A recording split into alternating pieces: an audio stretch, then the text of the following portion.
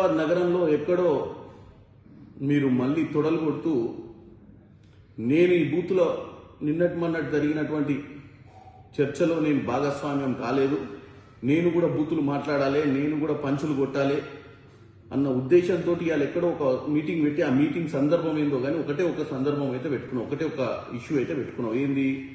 ఈ ప్రజాపాలన ప్రభుత్వాన్ని ఎండగట్టాలి, లేనిపోని అని చెప్పాలి, ముఖ్యమంత్రి రేవంత్ రెడ్డి గారి మీద విరుచుకపడాలి, ఆయన మీద ఇష్టానుసారంగా మాట్లాడాలన్నట్టుగానే ఇలా మాట్లాడినావు. కానీ నువ్వు చెప్పిన 3 అంశాలు, ఒకటి కట్టే, కొట్టే, తెచ్చే, ఇది మీ కుటుంబానికే వర్తిస్తుంది. ఎందుకంటే కట్టే నీళ్లు నిధులు నియామకాల నినాదంతో తెలంగాణలో ఉద్యోగాలు, నీళ్లు, నిధులు అని చెప్పి మీ నాయన ఉద్యమకారుని అవతారం ఎత్తి పిట్టకథలు కట్టి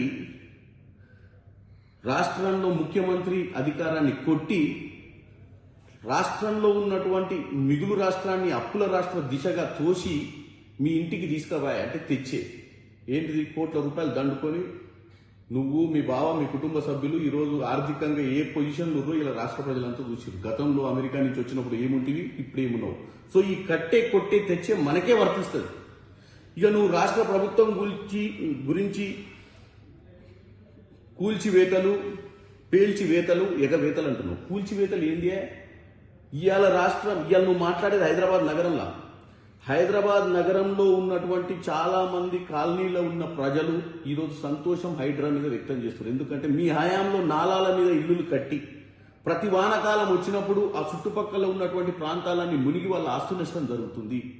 ఇవాళ హైడ్రా వచ్చినాక ఈ నాలాల మీద ఉన్న ఇల్లులు, కాలనీలను కబ్జా చేసి, పార్కులను కబ్జా చేసి నీ హయాంలో నీకున్నటువంటి దండుపాల్యం సైన్యం దోచుకున్న పరిస్థితిని ఈరోజు హైడ్రా కూల్చివేస్తుంది.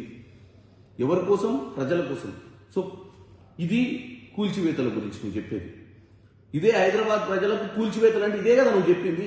హైడ్రా చేసే కూల్చివేతల గురించి కదా. ఇక పేల్చివేతలు అంటే ఎక్కడ పేల్చివే? నీ హయాంలో 2023లో మేడిగడ్డ కుంగింది, పేలుతుంది. కుంగడం అంటే కింద భూమిలో పునాదులు బాలైనప్పుడు కుంగుతాయి. కుంగిన దానికి కూడా నువ్వు వీలైనంత వరకు ఎలక్షన్ల టైంలో నీ భాగవతం బయటపడ్డది. పైన భగవంతుడే చూసి సమయానికి ప్రజలు మళ్ళీ మన తప్పిదంగా మీ దరిద్ర పాలనకు ఓటేస్తారేమోనని స్వయాన దేవుడే ఆ రోజు వాస్తవ పరిస్థితిని చూపించే విధంగా అది కుంగింది. ఎందుకంటే అది ఆ 1-2-3 నెలలు కుంగకపోతే మీరు గొప్పగా చెప్పుకొని కాళేశ్వరం గురించి మళ్ళీ అధికారంలోకి వచ్చి దండుకుందామన్న ఆలోచన మీది. ఇక ఎగవేతలు, ఎవరు ఎగవేతలువా? ఇచ్చిన హామీలను నెరవేర్చాలని చెప్పి ప్రతిరోజు సన్నబియ్యం మీ ఆయనలో పెట్టిర్రా? మీ నాయన పెట్టిండా? రేషన్ కార్డులు ఇచ్చిర్రా? ఇంద్రమ్మ ఇల్లులు ఇచ్చిర్రా? ఎగవేతలు మాయగావు. ఇవాళ నువ్వు అక్కడ లేనిపోని ముచ్చట చెప్తున్నావు. 1 కోటి మంది మహిళలను కోటీశ్వరులను చేయాలంటే నీ లెక్క బుద్ధి లేని, జ్ఞానం లేని మాటలు కాదు. 1 కోటి మందిని కోటీశ్వరులను చేయాలంటే వాళ్ళకు ఉపాధి కనిపించాలి.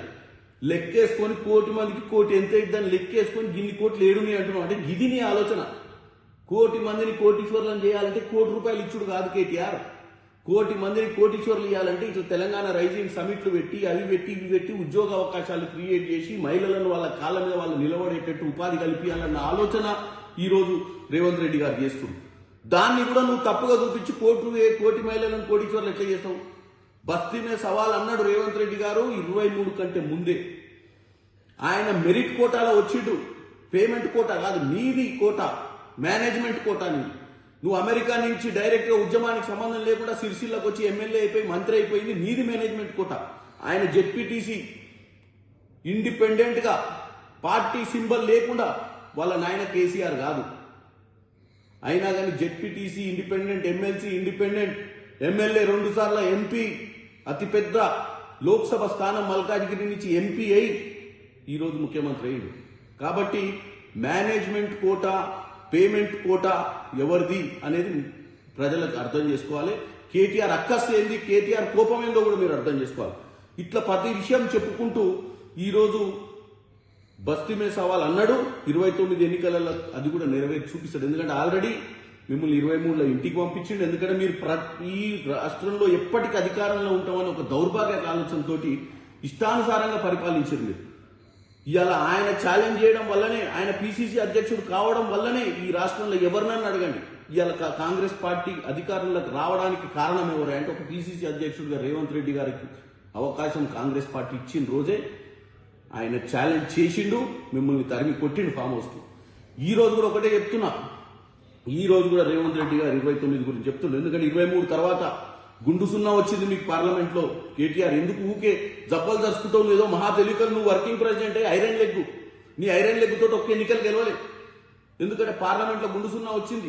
మీకున్నటువంటి ఎమ్మెల్యే కంటోన్మెంట్ లో సిట్టింగ్ సీట్ ని కోల్పోయినావు. నువ్వు ఇలా హైదరాబాద్ ప్రజల గురించి, హైదరాబాద్ ప్రజలు నిన్ను బాగా లైక్ చేస్తున్నట్టు అది నీ భ్రమ.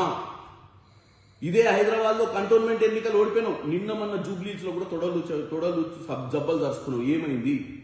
ఓడిపోయినావు. సో ముఖ్యమంత్రి గారు మిమ్మల్ని పదే పదే చెప్పి చెప్పి చెప్పి చెప్పి కొడతనే ఉంది. ఇప్పుడు కూడా చెప్పిండు 29లో ఏం జరుగుద్దో.